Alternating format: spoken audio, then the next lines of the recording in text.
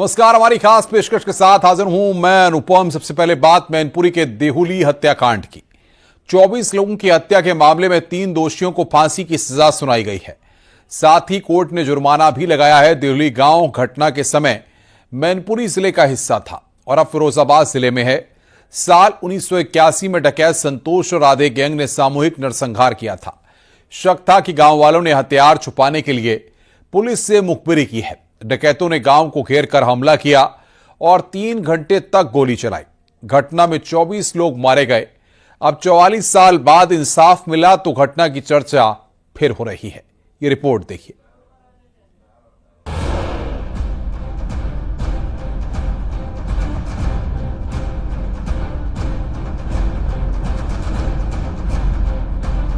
मैनपुरी के देहुली सामूहिक हत्याकांड मामले में 44 साल बाद अदालत ने 3 आरोपियों को फांसी की सजा सुनाई। 18 नवंबर 1981 को फिरोजाबाद के जसराना के गांव देहुली में दलित समुदाय के 24 लोगों की हत्या कर दी गई थी। इस मामले में अगले दिन लायक सिंह ने थाना जसराना में केस दर्ज कराया था। पहले देहुली गाँव मैनपुरी जिले में आता था, इसीलिए केस मैनपुरी जिला अदालत में चला। केस से जुड़े अधिकांश आरोपियों की मौत हो चुकी है। मैनपुरी का देहुली कांड। 44 साल बाद अदालत ने सुनाया फैसला। 3 दोषियों को अदालत ने सुनाई फांसी की सजा। केस में 13 आरोपियों की हो चुकी मौत। 18 नवंबर 1981 को 24 लोगों की हुई थी हत्या। डकैत संतोषा राधे गैंग ने किया था हमला। मुखबिरी के शक में हुई थी भारी गोलीबारी।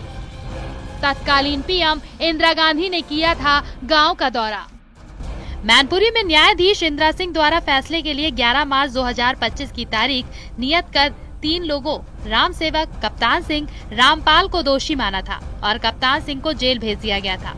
अब अदालत ने तीनों आरोपियों को फांसी की सजा सुना दी है। तो अपना इतिहास उठाएंगे। क्या नाम, क्या आपका नाम? राम सेवक है, हम अपना इतिहास उठाएंगे। मुख्य आरोपी बताएंगे, बताएंगे। कोई माइकल ऐसा वीर नहीं पैदा है दुनिया में। राम सेवक दोषी करार दिए जाने के वक्त पेशी पर मौजूद नहीं था। आज अदालत ने सजा पर फैसला सुनाया और आरोपियों को फांसी की सजा सुना दी। इसमें जो 3 अभियुक्त जिंदा बचे हैं, राम सेवक और कप्तान, इन पर लोगों की हत्या करने का आरोप था। और जो रामपाल है, रामपाल पे ये आया था कि इस गैंग को जब हत्याकांड करके उसके घर पहुंचा तो उसको खाना खिलाया है गैंग को। तो इस कारण से रामपाल को भी हत्या में के उसमें दोषी पाया गया 216 में, और रामपाल पर 1 लाख रुपए का जुर्माना किया है और राम सेवक और कप्तान पर 1.5 लाख का न्यायालय ने जुर्माना किया और फांसी की सजा तीनों को दी गई है। गांव के बुजुर्ग बताते हैं कि 18 नवंबर 1981 को शाम करीब 4:30 बजे गांव में हल्ला मचा कि डकैतों ने हमला कर दिया है, जिस पर गांव में अफरा तफरी मच गई। देखते ही देखते फायरिंग होने लगी। गांव की एक बुजुर्ग महिला जानवी बताती है कि वो घर पर थी और खाना बना रही थी। तभी शोर मचा। डकैतों ने घर से खींचकर लोगों को निकाला और उनकी हत्या कर दी। आए गए, हम बैठे सवारी से बैठे, सवारी चीज रहे आए के तो कहे अरे बदमाश आए गए, बदमाश आए गए।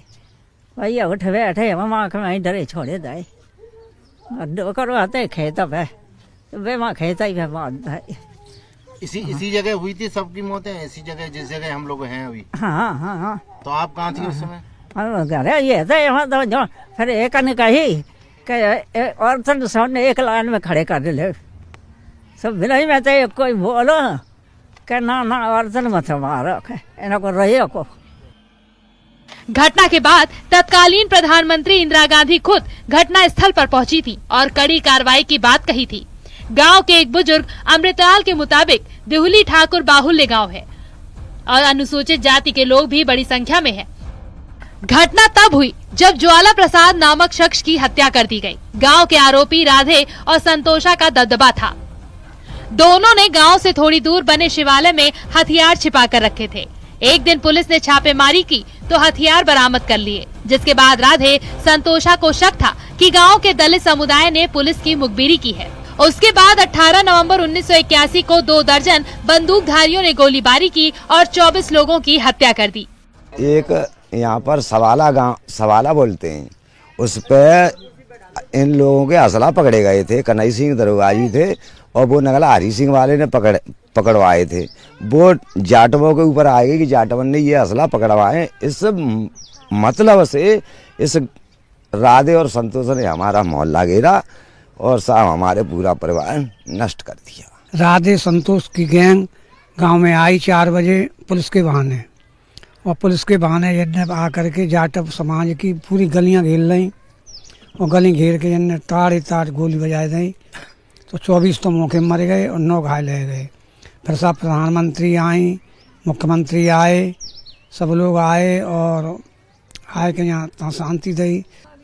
केवाड़ काटे दाए हमारे, केवाड़ काटे दाए डोका रखे लगी पहले चोटा हारा में खेता भाई नहीं पास आई में लगे ज्वाला प्रसाद। सनसनीखेज हत्याकांड में 44 साल बाद कोर्ट ने फैसला सुनाया है और 3 दोषियों को फांसी की सजा सुनाई है। बहरहाल फैसले के बाद पीड़ित पक्ष में खुशी है, लेकिन देरी को लेकर थोड़ा दुख भी। गांव में एक खुशी का माहौल है। जो पीड़ित पक्ष थे उनको कहीं न कहीं इस बात की खुशी है, वो चाह भी रहे थे कि इन आरोपियों को फांसी की सजा हो, क्योंकि एक लंबा समय बीत चुका है और एक पीढ़ी से दूसरी पीढ़ी पर लोग आ गए हैं और उसके बाद ये फैसला आ पाया है। ऐसे में जो फांसी की सजा हुई है उससे परिजन कहीं न कहीं खुश नजर आ रहे हैं और साफ तौर पर कर रहे हैं कि कोर्ट की तारीफ भी कर रहे हैं कि कोर्ट ने जो फैसला दिया है वो सही है और उनको फांसी की सजा देना ही सही था। देवेंद्र चौहान, न्यूज 18, मैनपुरी। यूपी के हाथरस जिले में भूगोल के एक प्रोफेसर ने ऐसा कारनामा किया है जिसने शिक्षा के मंदिर को शर्मसार कर दिया। नंबर बढ़ाने और नौकरी दिलाने के नाम पर आरोपी प्रोफेसर छात्राओं का अश्लील वीडियो बनाता था और ब्लैकमेल करता था। शिकायत हुई तो पुलिस केस दर्ज कर आरोपी की गिरफ्तारी के प्रयास में जुट गई है। ये रिपोर्ट देखिए।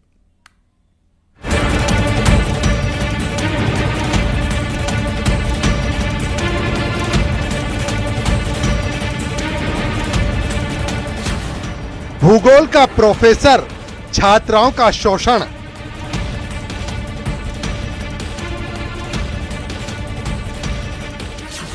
नौकरी दिलाने और कभी नंबर बढ़ाने का झांसा।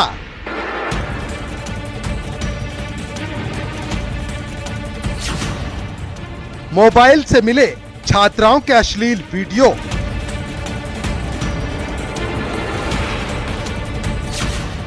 प्रोफेसर का कारनामा हाथरस शर्मसार। हाथरस में भूगोल के प्रोफेसर और चीफ प्रोक्टर का कारनामा सुर्खियों में है। कॉलेज में छात्राओं के साथ अश्लील हरकतें करना इस प्रोफेसर के लिए आम बात थी, लेकिन लोगों को तब पता चला जब सोशल मीडिया में फोटो वायरल हुए। पुलिस ने फोटो में दिख रही कुछ छात्राओं के नाम पते मालूम कर लिए हैं ताकि उनके बयान दर्ज किए जा सकें। करीब 1 महीना पहले महिला आयोग और पुलिस प्रशासनिक अधिकारियों के पास एक गुमनाम शिकायती पत्र भेजा गया। सीओ सिटी ने जांच पड़ताल की, कई लोगों से बुलाकर जानकारी जुटाई। शिकायती पत्र के साथ करीब 12 फोटो भी थे। इनमें से कुछ फोटो कॉलेज के अंदर डीन के ऑफिस के हैं, जहां आरोपी प्रोफेसर रजनीश कॉलेज की छात्राओं के साथ अश्लीलता करता दिख रहा है। डिग्री कॉलेज के जिम्मेदार अपने दोषी प्रोफेसर को बचाने में जुट गए।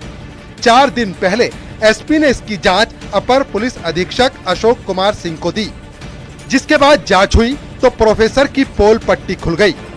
हाथरस गेट कोतवाली के औद्योगिक चौकी इंचार्ज की ओर से प्रोफेसर रजनीश के खिलाफ दुष्कर्म की धाराओं में मुकदमा दर्ज कराया गया। सुसंगत धाराओं में अभियोग पंजीकृत किया गया है और औपचारिक प्रोफेसर रजनीश कुमार की गिरफ्तारी हेतु 3 टीमों का गठन किया गया है। स्वाट, सर्विलांस और एसओजी सभी को इसमें नियोजित किया गया है। अतिशीघ्र औपचारिक प्रोफेसर की गिरफ्तारी सुनिश्चित कर उन्हें माननीय कोर्ट के समक्ष प्रस्तुत किया जाएगा और विधिक कार्रवाई सुनिश्चित की जाएगी। मामले की गंभीरता को देखते हुए डीएम ने भी 4 सदस्यीय टीम का गठन किया है, जो इस मामले की जांच कर रिपोर्ट सौंपेगी। आरोप है कि नौकरी लगवाने के नाम पर प्रोफेसर रजनीश लड़कियों का शोषण करता था। पुलिस के पास मौजूद एक वीडियो में भी कॉलेज की छात्राओं से वो छेड़छाड़ करता नजर आ रहा है। आरोपी प्रोफेसर छात्राओं को अच्छे नंबरों से पास कराने का भी भरोसा देता था और उन्हें अपने जाल में फंसा लेता था और खुद ही वीडियो भी रिकॉर्ड करता था। सुसंगत धाराओं में अभियोग पंजीकृत किया गया है और औपचारिक प्रोफेसर रजनीश कुमार की गिरफ्तारी हेतु 3 टीमों का गठन किया गया है। स्वाट, सर्विलांस और एसओजी सभी को इसमें नियोजित किया गया है। अतिशीघ्र औपचारिक प्रोफेसर की गिरफ्तारी सुनिश्चित कर उन्हें माननीय कोर्ट के समक्ष प्रस्तुत किया जाएगा और विधिक कार्रवाई सुनिश्चित की जाएगी। इस मामले में शासन द्वारा एफआईआर दर्ज कर ली गई है और कॉलेज द्वारा तत्काल प्रभाव से उनको निलंबित कर दिया गया है। जैसे संज्ञान में आया है तत्काल कॉलेज प्रशासन ने कार्रवाई अमल में लाई है। प्रोफेसर के मोबाइल से 65 अश्लील वीडियो मिले हैं। कुछ वीडियो वेबसाइटों पर अपलोड भी किए गए हैं। कॉलेज प्रबंधन ने प्रोफेसर रजनीश को निलंबित कर दिया है। मुकदमा दर्ज होने के बाद से ही वो फरार है। गिरफ्तारी के लिए पुलिस की 3 टीमें लगाई गई हैं। बहरहाल देखना यह है कि आरोपी प्रोफेसर कब सलाखों के पीछे पहुंचता है। सुमित शर्मा, न्यूज़ 18, हाथरस।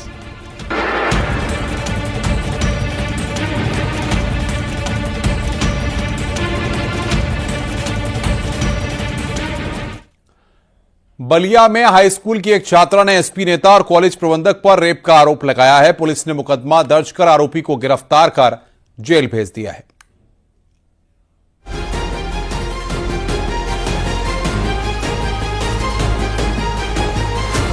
बलिया जिले के भीमापुरा थाना क्षेत्र में 10वीं की परीक्षा देने पहुंची नाबालिग छात्रा के साथ स्कूल मैनेजर और एसपी नेता जनार्दन यादव पर दुष्कर्म का आरोप लगा है। पीड़िता के चाचा की शिकायत पर पुलिस ने मुकदमा दर्ज कर आरोपी को गिरफ्तार कर लिया है। गाजीपुर के करीमुद्दीनपुर थाना क्षेत्र के एक गांव की रहने वाली छात्रा के चाचा का आरोप है कि उसकी भतीजी का एडमिशन बलिया में हुआ है, जिसका परीक्षा केंद्र SVBCIC खरौपुर उसकर था।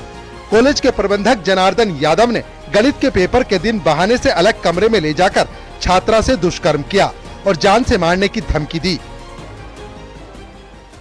कल एक आवेदक के द्वारा थाना भीमपुरा पर एक प्रार्थना पत्र दिया गया था, जिसमें उनके द्वारा ये आरोप लगाया गया था कि उनकी भतीजी जब बोर्ड के एग्ज़ाम चल रहे थे तो 1 मार्च में एक पेपर था भीमपुरा थाना क्षेत्र के SVBSIC इंटर कॉलेज है उसमें, तो वहाँ पे उनके जो प्रबंधक थे उनके द्वारा उनकी भतीजी के खिलाफ एक इस तरह का अशिष्ट आचरण किया गया था। बलिया पुलिस ने भीमापुरा थाना में FIR दर्ज कर ली है। पुलिस के मुताबिक जांच करने पर फौरी तौर पर आरोप सही मिलने पर केस दर्ज कर आरोपी को गिरफ्तार कर जेल भेज दिया गया है। उसमें और गंभीर आरोप थे, क्योंकि प्रकरण पुराना होने के कारण इनकी जांच कराई गई थी।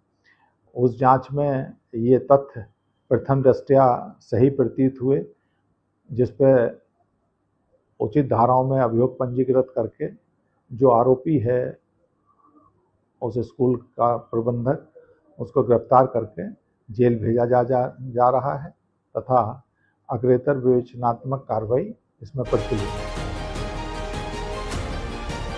नाबालिग से रेप के आरोप में पुलिस ने आरोपी जनार्दन यादव को अरेस्ट कर जेल भेज दिया है और मामले की जांच शुरू कर दी है। देखना यह होगा कि जांच के बाद कौन से नए तथ्य सामने आते हैं। रत्नेश सिंह, न्यूज़ 18, बलिया। दिल्ली देहरादून हाईवे पर हिट एंड रन का मामला सामने आया। कुछ लोग सड़क पार कर रहे थे, तभी एक स्कॉर्पियो ने 5 लोगों को टक्कर मार दी और भाग निकली। 3 लोगों की मौके पर ही मौत हो गई, जबकि 2 लोग जिंदगी और मौत से संघर्ष कर रहे हैं। मेरठ से देखिए रिपोर्ट।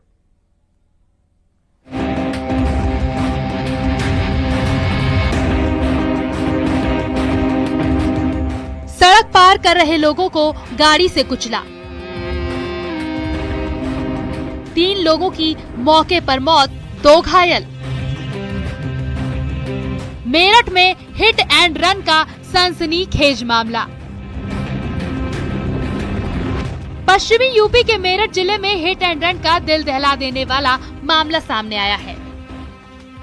एक तेज रफ्तार स्कॉर्पियो ने एक के बाद एक 5 लोगों को टक्कर मार दी।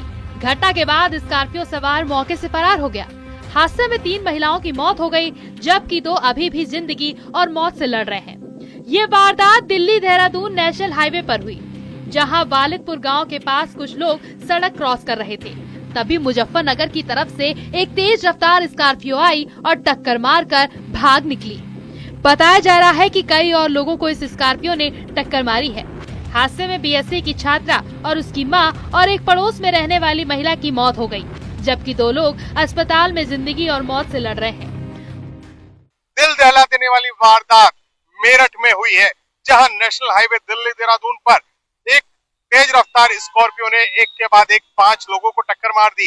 इन 5 में से 3 महिलाओं की मौत हो गई है, बल्कि एक बीएससी की छात्रा थी और 2 महिलाएं थी। वालिदपुर गांव की रहने वाली है, जहां गांव में इन 3 महिलाओं की मौत से कोहराम मच गया है। जिसके बाद अब पुलिस ये तलाश कर रही है कि कौन था वो स्कॉर्पियो सवार जिसने एक के बाद एक 5 लोगों को टक्कर मारी। 2 लोग अभी भी जिंदगी और मौत से लड़ रहे हैं। पुलिस ने इस मामले में मुकदमा दर्ज कर लिया है और आरोपी की तलाश तेज कर दी है। हाईवे पर लगे सीसीटीवी कैमरे भी खंगाले जा रहे हैं, जिससे आरोपी की तलाश कर गिरफ्तारी की जा सके। दौरान क्षेत्र में वालिदपुर गांव पड़ता है, वहाँ पर कुछ लोग रोड क्रॉस कर रहे थे, तो एक बाइक भी वहाँ से जा रही थी। अभी वहाँ से पीछे से आते एक वाहन ने इन्हें टक्कर मारी है, जिसमें कुल 5 लोग घायल हुए थे। इसमें से 3 लोगों को एसडीएस ग्लोबल में एडमिट कराया गया था तथा 2 लोगों को वहाँ पे दौराला के पीएचसी सेंटर में एडमिट कराया गया था। और इनमें से 3 लोगों को डॉक्टर ने मृत घोषित कर दिया। 3 ही महिलाएं हैं, 2 के अभी उपचार चल रहे हैं। इसमें उनकी हालत अभी स्थिर बताई जा रही है। इसमें पुलिस की 2 टीमें लगाई गई सीसीटीवी फुटेज चेक करने के लिए और इसमें आवश्यक कार्रवाई की जा रही है। हिट एंड रन के बढ़ते मामले आम लोगों के लिए परेशानी का सबब बन रहे हैं। सवाल ये है कि ऐसे मामलों पर ब्रेक लगाने के लिए कोई ठोस कदम क्यों नहीं उठाया जा रहा। बहरहाल देखना ये है कि सरेआम लोगों को कुचलने वाला आरोपी कब सलाखों के पीछे पहुंचता है। निखिल अग्रवाल, न्यूज़ 18 मेरठ।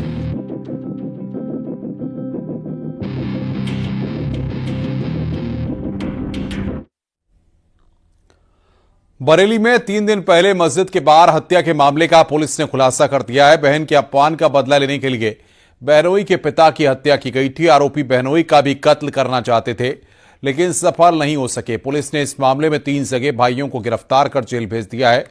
3 तलाक और हलाला के आरोप में कत्ल के खुलासे से जुड़ी ये रिपोर्ट देखिए।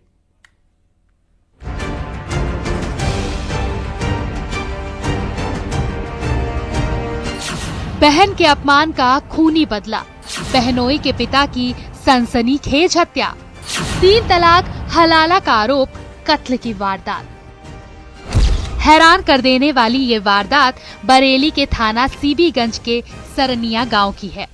14 मार्च को रात करीब 9:30 बजे नमाज पढ़कर मस्जिद से बाहर निकलते वक्त पिता पुत्र तौहीद अली और जाहिद अली पर चाकू और लाठी डंडों से ताबड़तोड़ हमला किया गया। हमले के वक्त जाहिद तो मस्जिद में जाकर छिप गया, लेकिन हमलावरों ने तौहीद अली की बेरहमी से हत्या कर दी। जाहिद की शादी करीब 1 साल पहले गांव की ही गुलनाज नाम की एक लड़की से हुई थी। शादी के कुछ दिन तक तो सब कुछ ठीक ठाक था, लेकिन इसके बाद जाहिद और उसके परिवार वाले दहेज की मांग करने लगे और जब दहेज की मांग पूरी नहीं हुई तो गुलनाज को 3 तलाक बोल दिया। इसके बाद समझौते के नाम पर पति जाहिद और उसके परिवार वाले गुलनाज का एक रिश्तेदार से हलाला करवाना चाहते थे। गुलनाज को जब ये बात मालूम हुई तो वो भागकर अपने मायके पहुंची और उसने अपने परिजनों को पूरी बात बताई। बहन के तलाक के बाद हलाला की बात भाइयों को बेहद नागवार लगी और उन्होंने बहन के अपमान का बदला लेने की ठान ली। मेरे ऊपर झूठा इल्जाम लगाया था कि लड़के ने मेरे साथ कोई भी गलत संबंध बनाए हैं और उसके जरिए मैं 3 महीने की प्रेग्नेंट हूँ। और जब हमने उसको मेडिकल के लिए कहा तो उसने मेडिकल नहीं करवाया और कोई भी उसने एविडेंस नहीं दिया, लेकिन उसके घर वालों के जोर दबाव के कारण और बहुत ज़्यादा प्रेशर डालने की वजह से कि मतलब डरा धमका के हमको और हमारा निकाह जो है जबरदस्ती करवाया। जाहिद और उसके पिता के आने जाने का समय तीनों भाइयों ने देखा, रेकी की और फिर घटना को अंजाम देने का प्लान बनाया। मस्जिद से नमाज पढ़कर जब जाहिद और तौहीद अली दोनों बाहर निकल रहे थे तो नजीम, आजम और मुनाजिर ने दोनों को घेर लिया और हमला कर दिया। जाहिद हमले के बाद मस्जिद के अंदर घुस गया, लेकिन तौहीद की बेरहमी से हत्या कर दी गई। पुलिस ने तीनों हत्या आरोपियों को गिरफ्तार कर जेल भेज दिया है। अब्बास खां और शरीफ खां पुत्र नन्हे खां, इन दो लोगों ने अपने ही परिवार के दौलत खां पुत्र मुन्ना खां और रईस खां पुत्र मुख्तार खां, इन दोनों की जब ये खेत में जा रहे थे रास्ते में गोली मार के हत्या कर दी है। ये दोनों एक ही परिवार के लोग हैं।